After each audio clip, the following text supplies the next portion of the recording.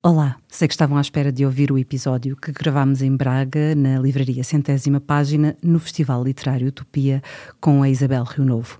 A sessão correu muitíssimo bem e quem lá esteve poderá testar isso mesmo, mas infelizmente problemas técnicos inviabilizaram a possibilidade de partilhar convosco, nossos ouvintes. Aquele momento ficará, por isso, apenas na memória de quem lá esteve. Da nossa parte, além de agradecermos o acolhimento da 100ª Página e da equipa do Utopia, prometemos gravar no futuro nova conversa com a Isabel, que será, de certo, pelo menos tão interessante quanto essa foi. E agora deixamos-vos com o episódio do Regresso ao Estúdio, na redação do Público. Biblioteca de Bolso. Uma conversa informal a três sobre a relação que estabelecemos com os livros.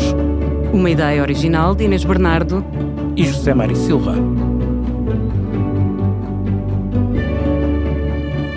Olá, bem-vindos a mais um episódio do Biblioteca de Bolso, um podcast em que os livros tanto podem ser pontos de partida como de chegada. O convidado desta semana é Dionísio H. Machado. Após algumas décadas dedicadas ao seu percurso académico e à advocacia, tornou-se editor e escritor a tempo inteiro, à frente do projeto The Poets and Dragons Society, uma editora que também é uma livraria.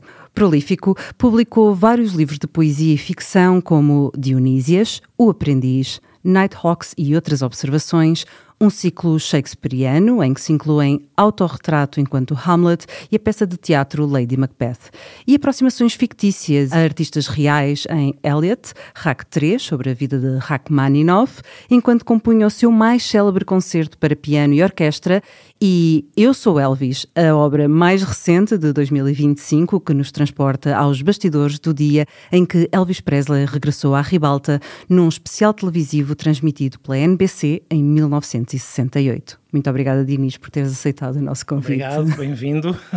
Obrigado pelo vosso gentil convite.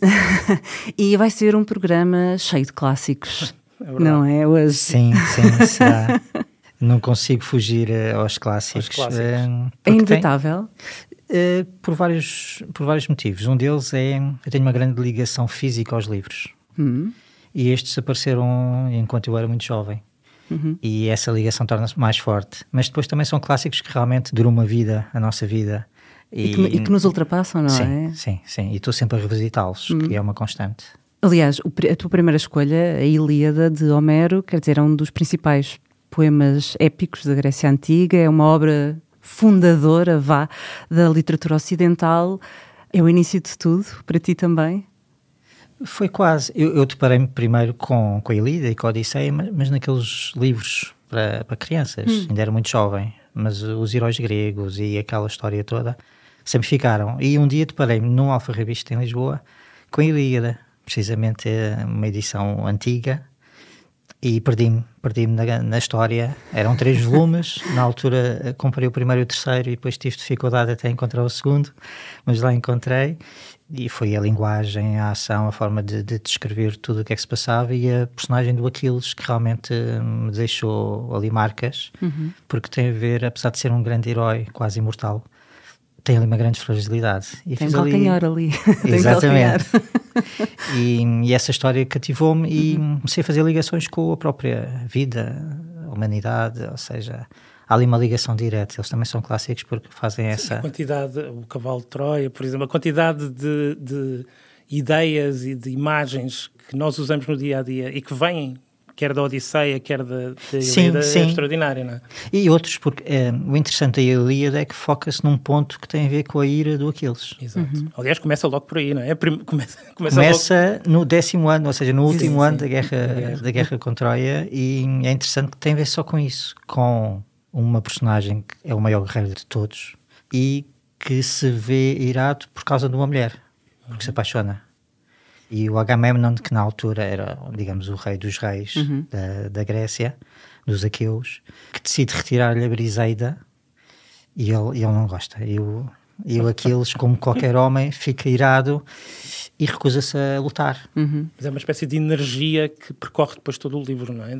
Exato, porque o Aquiles na Ilíada é retratado como um homem que tira-lhe a amada. Ele só começa a lutar aí no canto não sei, vou dizer de cor, mas lá para o 20, uma coisa assim. Muito à frente. Muito à frente, porque o livro todo está retraído, não? Ou seja, quando o Agamemnon lhe tira a Briseida, ele retira-se, e os Mirmidões retiram-se também. E é interessante como é que ele lida com o facto de estar no âmbito de uma guerra, no 10º ano da guerra, e recusa-se a lutar, e é aí que os aqueus, os gregos, começam a definhar, digamos, a não conseguir avançar. A própria Guerra de Troia é uma espécie de arquétipo de todas as guerras, não é? Está lá tudo. Está lá tudo, é exatamente. Está a Guerra das Rezas. A traição, todos os grandes sentimentos humanos, está tudo aí, não é? Está, é interessante, por exemplo, o motivo da Guerra de Troia ter começado não está aqui.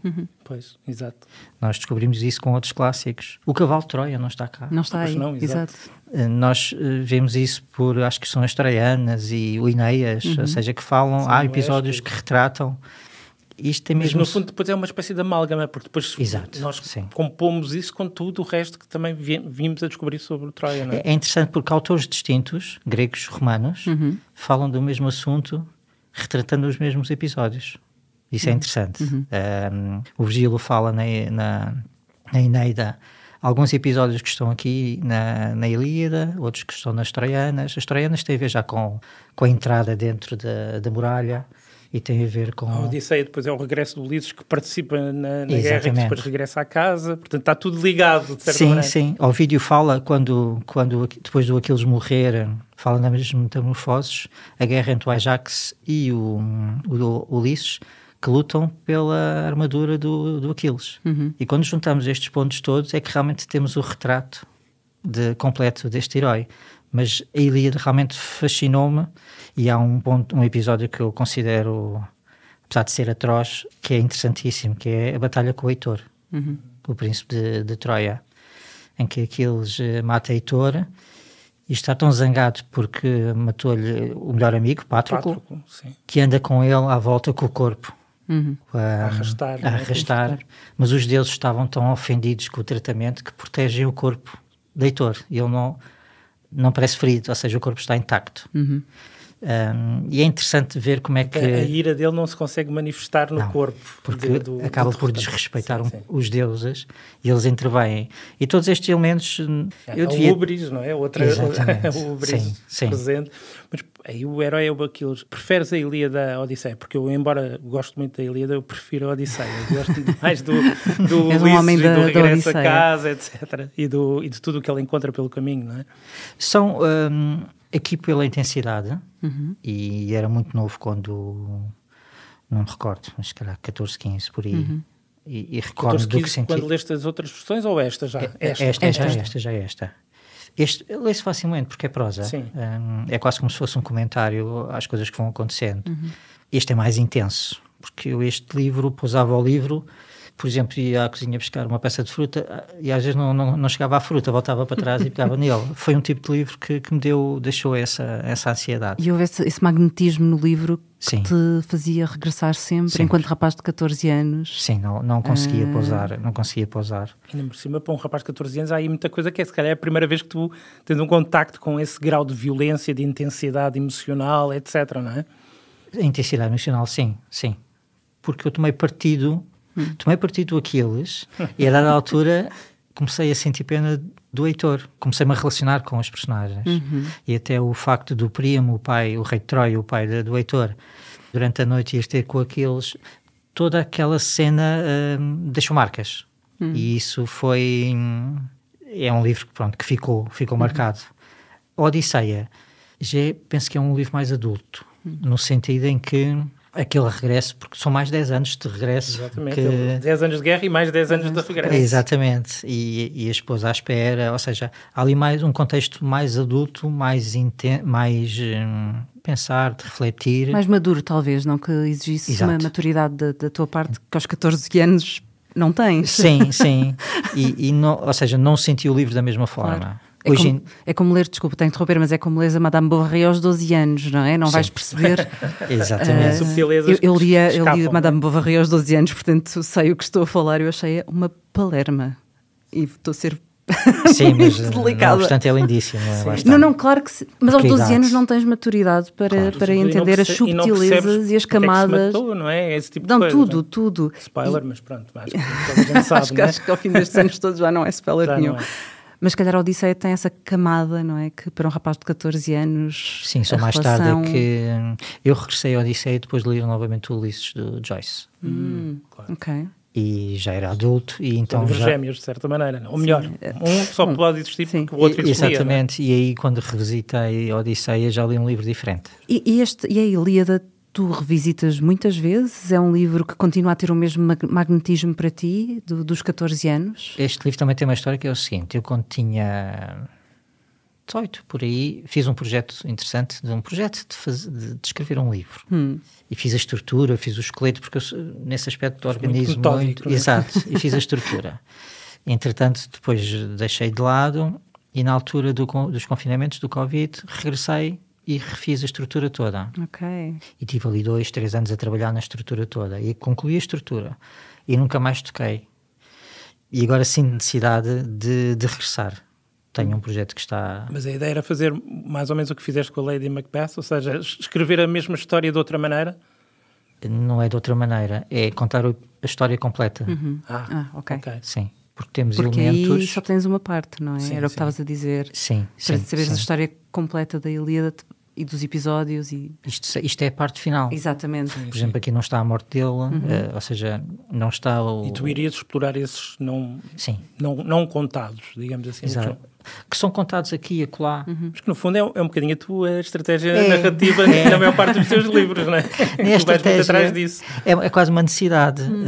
Quando há episódios que eu desconheço ou que tenho curiosidade... O que é que teria acontecido, não é? Como é que eu posso ocupar este espaço que ficou em branco? Então, o que é que eu faço? Tento inventar o menos possível, tento me basear nos factos, mas gosto de preencher, que é o caso do Elvis. Neste momento eu sinto que sei o que é que se passou dentro do camarim, apesar de não sabermos, mas... Sim. Se calhar é quase mais verdade do que a própria verdade. Exato, ou seja, há esta necessidade, eu tenho esta necessidade. E este é um projeto que me acompanha há 30 anos e que não foi concretizado. Mas achas que ainda vai ser? Ou é daqueles que... Não, acho que sim, por um motivo que não tem nada... eternamente à espera, não? Por um motivo que não tem nada a ver, que é o Gonçalo M. Tavares fez agora a epopeia dele. É verdade. E acordou-me, Acordou essa vontade, essa... Sim.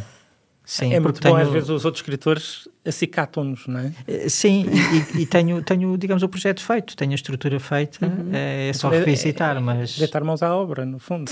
Mas é uma obra requer tempo, extensa e complexa, mas neste momento é a minha vontade. E desta ponte entre o passado e o futuro, entre uma obra passada e uma obra futura, passamos para a tua próxima escolha, Hamlet, de William Shakespeare.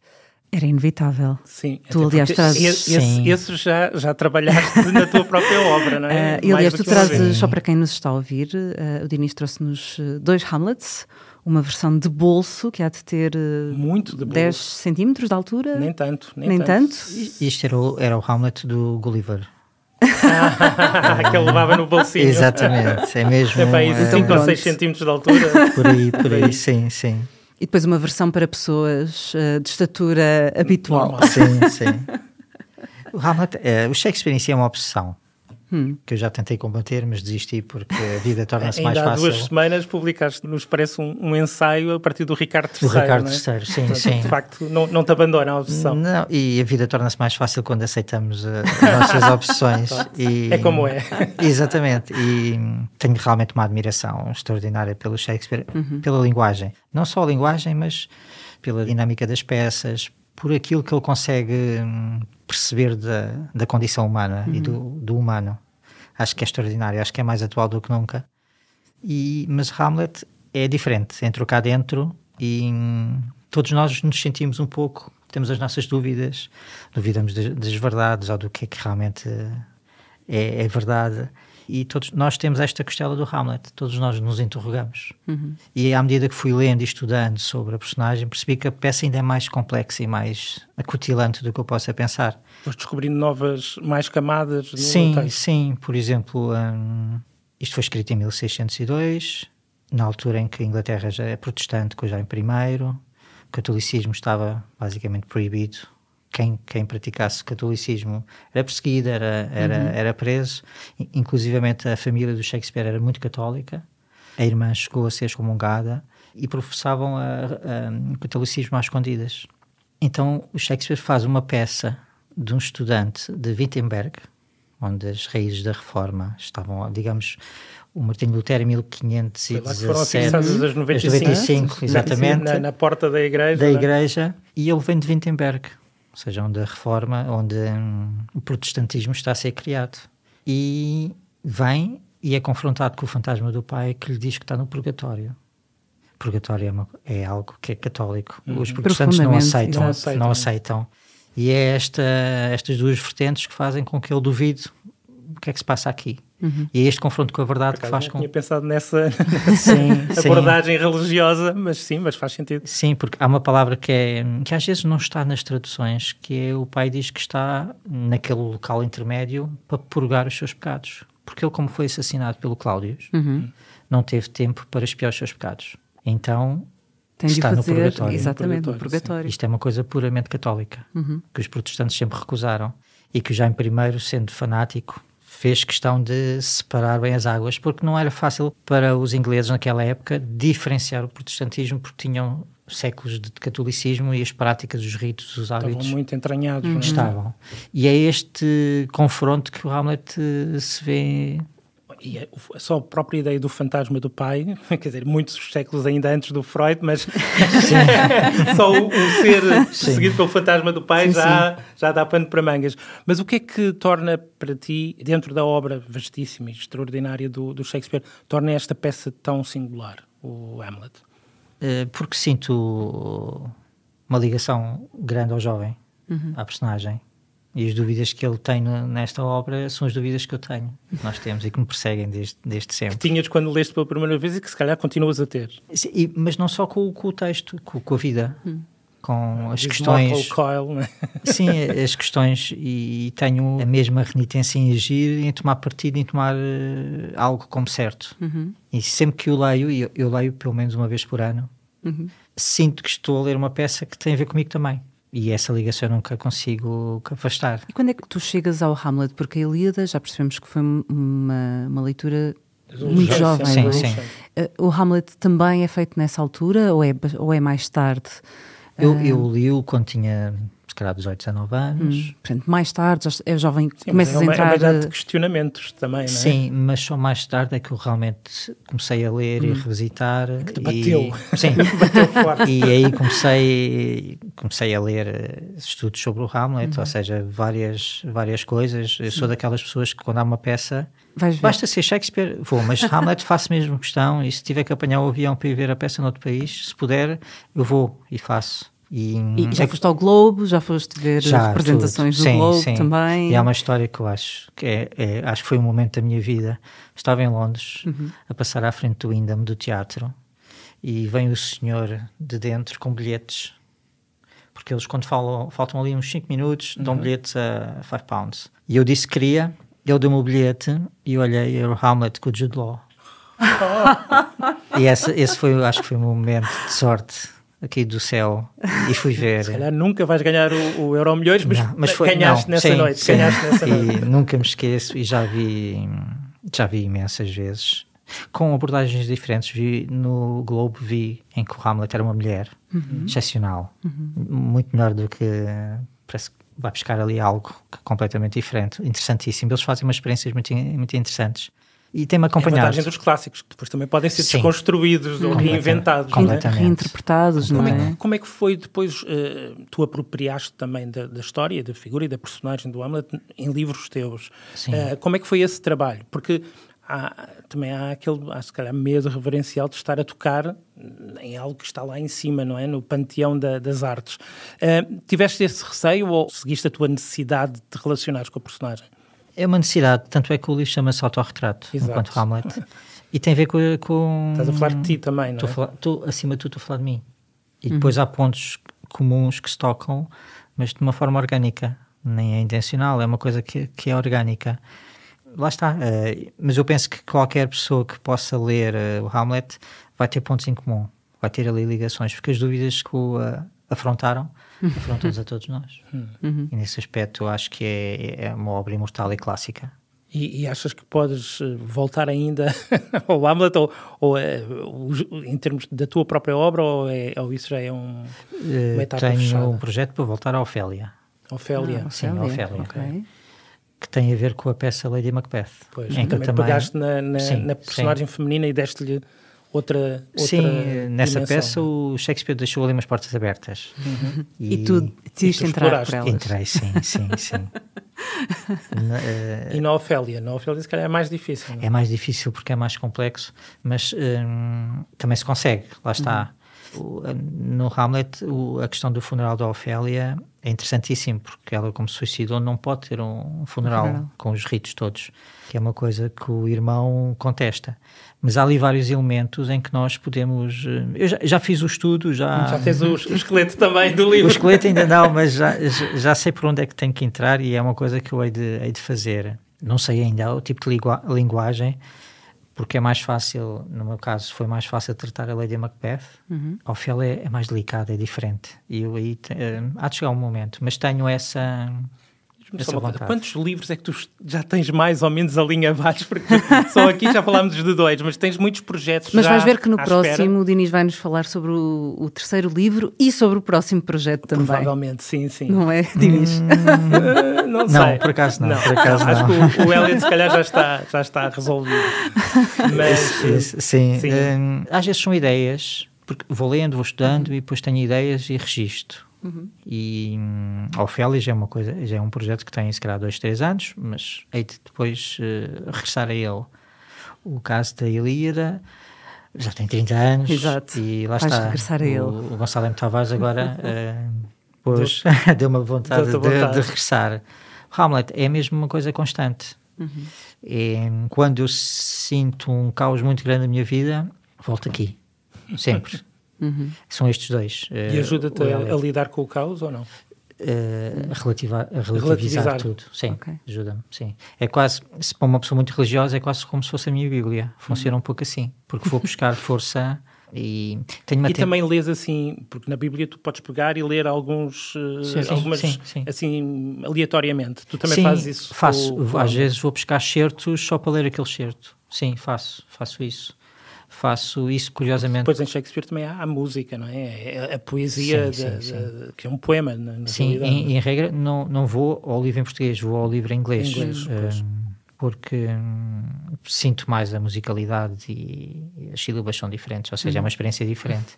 Mas sim, a minha Bíblia é este livro, é Hamlet. Então, se calhar agora vamos finalmente ao Elliot, que já mencionámos assim de passagem. E tu também tens um livro que parte aliás foi no centenário do Terra Devastada, do Wasteland, que em português tem vários títulos, no final veremos que há várias versões.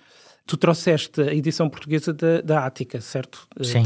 Terra Sem Vida. Foi talvez a primeira tradução em Portugal. Penso que sim, esta é a segunda edição de 83. É uma das mais antigas. Sim. Esta da Ática foi a minha primeira, não a primeira incursão do Elliot. Essa não foi numa livraria, foi num banco de jardim, porque encontrei o Prufrock num banco de jardim da Avenida da Liberdade. Mas isso ainda antes, porque há uns anos havia aquela book crossing, não é? Que as pessoas abandonavam os livros e trocavam, mas não foi mesmo alguém que... Não foi. Como é que alguém abandona um livro desses? Só por esquecimento, porque eu tinha 19 anos e o livro foi desse ano, e encontrei-o, li o Prufrock, e na altura estava muito nos clássicos, e quando sou confrontado com o Prufrock tive um choque. Isto é outra coisa, não é? É outra coisa. Eu li o livro em loop, sem exagero, se calhar li umas 15, 20 vezes em loop. E agradeceste a quem, silenciosamente, a quem se esqueceu dele já no vou, jardim? Não agradeci por vários motivos. Entretanto, descobri a Terra Sem Vida. E na altura era um jovem, escrevia, e quando li o Wasteland, parei de escrever, porque senti, ok. O que é que eu estou aqui a fazer? Exatamente. Isto é outra coisa. E tornei-me um leitor. Foi a partir da leitura do Wasteland, do T.S. Eliot. Deixei de escrever, pus tudo de lado e tornei-me um leitor, porque percebi, ok, isto é outro nível, isto é... Não tenho arte ou maturidade ou arcabouço para chegar algo que seja parecido com isto, e tornei-me leitor. E aqui foi os estudos, foi a vida profissional, meteu-se tudo, ganhou, digamos, uma orgânica, e o tempo passa muito depressa. E fui sempre vendo documentários, lendo livros sobre The Wasteland, mas há uma filmagem feita pela Fiona Shaw, uma atriz inglesa, em que ela faz a leitura completa do The Wasteland, e aquilo deixou-me ali marcas. E o bicho começou, digamos, a acordar, e lá está, voltei a escrever novamente. Ou seja, ele foi o motivo da tua pausa, mas calhar também o motivo de regressares à escrita. Sim. E regressei, comecei a escrever. No início falou do Aprendiz e do Dionísias. O Dionísias foi um livro que eu escrevi com 19 anos. Foi a única coisa que eu, digamos, editei. Ganhou um prémio de revelação e tudo, não foi? Sim, Cesário Verde, na altura. Curiosamente, recebi o telefonema. Publicado muito depois. Sim, porque eu recebi um telefonema a darem-me os parabéns por ter, digamos, vencido o prémio Revelação Cesário Verde. Eu disse, mas eu não concorri a nada. E, entretanto, descobri que uma amiga minha tinha encontrado os poemas numa gaveta e tinha enviado. O livro incompleto, nem estava completo o livro. E foi uma boa surpresa. Mas só foi realmente editado passado 2003. Foi o prémio de 2003. 15 anos depois. Sim. Mas estavas a falar do regresso à escrita depois daquele hiato. Sim. Foi também por ter assistido a esse filme da Fiona Shaw, em que ela faz a leitura completa, em que ela incorpora todas aquelas personagens que existem no The Wasteland, e voltou tudo. E senti a necessidade. Mas o confronto direto, digamos, a partida de xadrez, é com o Eliot, no centenário. E é que eu decidi, ok, vou desafiá-lo. E tentei assumir a linguagem, a musicalidade, porque acabo por ter também uma perspectiva do mundo muito parecida. Eu costumo dizer que sou um otimista trágico, no sentido em que vê as coisas negativas, mas sempre numa perspectiva positiva. É estranho, mas vejo a devastação da Terra, vejo os problemas que a humanidade enfrenta, e vejo as piores coisas, mas tenho um otimismo, que é uma coisa que eu acho que ele não tinha. E é isso que nos faz diferenciar. E também a atenção que depois percorre o livro, de certa maneira, não é? Exatamente. E todas as questões que ele se debruçava após a Primeira Guerra, penso que nós também nos debruçamos e também somos confrontados com isso. E agora já fiz a minha paz com o Eliot. Mas é engraçado porque tu ficaste muito impressionado com o Eliot, que é o grande poeta modernista anglo-saxónico, mas, por exemplo, o Pessoa, que é o grande poeta modernista português, também te interessou da mesma maneira ou nem por isso? Da mesma maneira, não. Li Pessoa, adorei, mais umas coisas do que outras. Foi também um poeta marcante, mas não desta forma. O Pessoa não me fez parar de escrever. O Eliot fez-me parar de escrever. Nem recomeçar a escrever, não é? Sim, o Eliot realmente tem essa marca, eu tenho essa relação com ele. E 100 anos depois, já mais do que 100 anos, não é? 103 anos depois, o que é que este poema, que impacto, que força é que este poema ainda tem na literatura mundial? De certa maneira foi fundador de muitas coisas, não é? Sim. Digamos que a poesia depois de Eliot tomou um caminho diferente. A linguagem, a musicalidade, a forma como ele no poema, que podem ser fragmentos, podemos mostrar os fragmentos de várias formas e o sentido está sempre lá, tem a ver com o despedaçar também da consciência humana, a forma como nós lidamos com a vida e a forma como nós vemos a complexidade de uma vida. É a construção, a forma como o poema está construído, a questão dos fragmentos, das várias línguas, das várias personagens, das várias vozes. É quase uma perspectiva teatral que está aqui. Uma visão. E isto fascinou-me, continua-me a fascinar. Eu acho que se encaixa na perfeição em qualquer momento da vida, sempre que somos confrontados com uma questão apocalíptica, no sentido em que parece que digamos que agora os valores morais... Estamos sempre aí, não é? Exatamente, estamos sempre à beira do precipício, no seja sentido na política, seja no ambiente, na ecologia, estamos sempre à beira do apocalipse. Sim, os valores morais estão sempre a ser questionados, a ser pressionados e constrangidos, e este livro tem a ver com isso. Quer seja um casal que está no bar a ter uma conversa, quer seja como termina o Shanti, em que chega à paz, todo este processo é um processo que é humano, intrinsecamente humano. E isso há uma ligação direta. E ainda hoje de manhã li novamente. Antes de veres ao programa. Sim, E lá está, é a mesma energia, é o mesmo fascínio.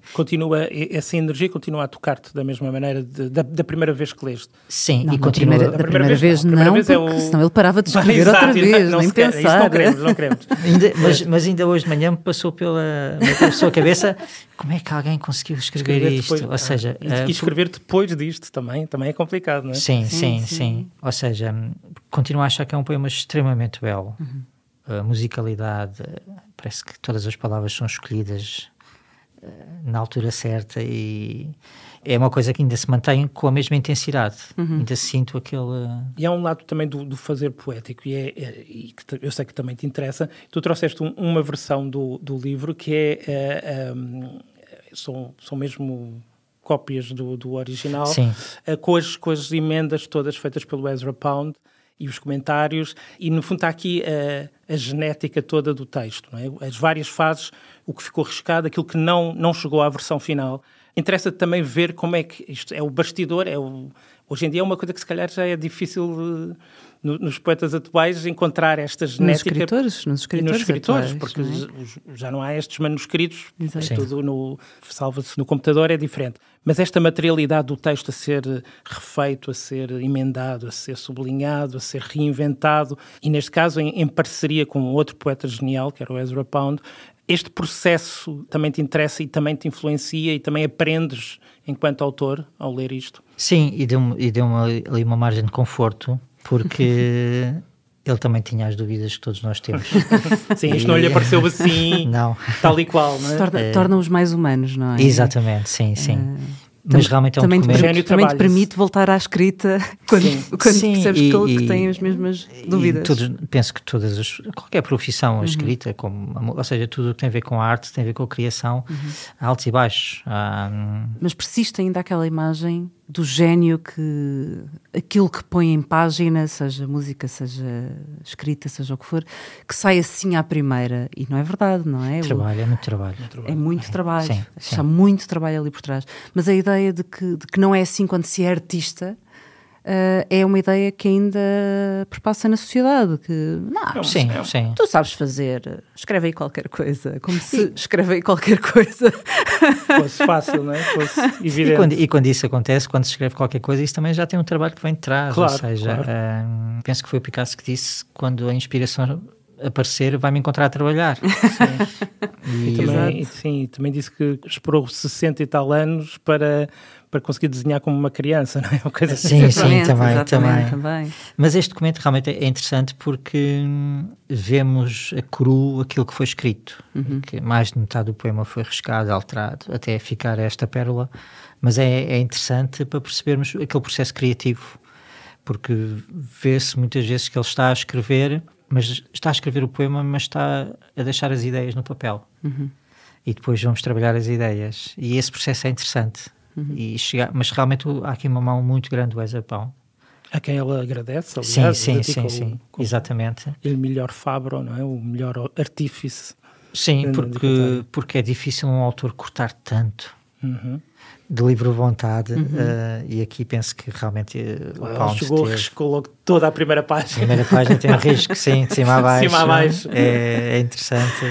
E neste momento o T.S. Eliot pensou, pronto, vou parar de escrever. Não parou. Mas felizmente não. Sim, há outra obra dele que é o Four Quartets, os 4 quartetos. Mas esse foi feito ao longo do tempo e depois que é uma obra que no autorretrato enquanto Hamlet, há ali também uma ligação. Ou seja, é um T.S. Eliot mais maduro, já olha um pouco para trás, e digamos que eu também faço esse mesmo exercício. Já há ali uma ligação à voz que ele utiliza nos 4 quartetos, que eu também utilizo no autorretrato. E a ligação que ele também tinha com o Hamlet. O próprio Eliot que tinha com o Hamlet. Estamos na brincadeira que o Prufrock é o Hamlet do Eliot. Exatamente. Sim. As dúvidas, o questionamento, etc. Exatamente. Sim. E pronto, e com estes 3 livros profundamente humanos, terminamos a nossa conversa de hoje. Para quem nos está a ouvir, vou só recordar que podem encontrar a Ilíada de Homero, publicada na Quetzal com tradução de Frederico Lourenço. Hamlet, de William Shakespeare, tem várias edições disponíveis, entre as quais a da Relógio d'Água, com tradução de António M. Feijó, e da Assírio e Alvim, com tradução de Sofia de Melbrenner Anderson. The Wasteland, de T.S. Eliot, está disponível também em várias edições, ou como A Terra Desolada, por exemplo, na Assírio e Alvim, com tradução de Jorge Vaz de Carvalho, ou como Terra Inóspita, na chancela Nanuque, da editora Companhia das Ilhas, com tradução de Virgílio Alberto Vieira. Muito obrigada por teres vindo, Dinis. Obrigado. Para quem nos ouve, volto a recordar só que a edição deste episódio foi do Tiago Arato, a música do nosso genérico é da responsabilidade do Daniel Leitão, com base na música dos Broke for Free, e a coordenação de podcasts do público é do Amilcar Correia. A quem nos ouve, até para a semana. Zé Mário, até para a semana também, com um novo convidado. Para não perder os novos episódios, subscreva este podcast do Público na sua aplicação preferida. Para além deste programa, há mais para descobrir em público.pt/podcasts. O Público fica no ouvido.